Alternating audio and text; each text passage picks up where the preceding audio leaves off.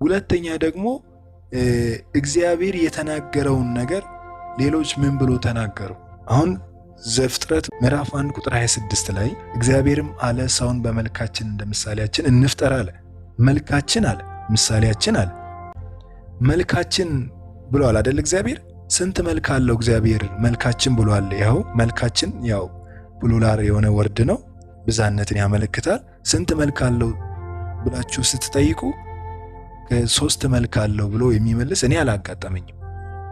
ምሳሌያችን ይላል።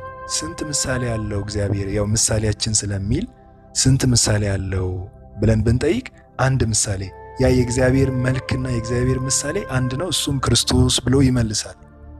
ታዲያ መልካችን ብሎ ብዛነትን ተናግሮ አንድ መልክ ከሆነ ምሳሌያችን የሚለውን ተረድተው እሺ አንድ ምሳሌ ነው መልካችን ይላል እንጂ ብዙ መልክ የለም ብዙ ምሳሌ የለም ካሉ እንፍጠር ሲል ታዲያ ለምንድነው ብዙ አለ የሚባለው?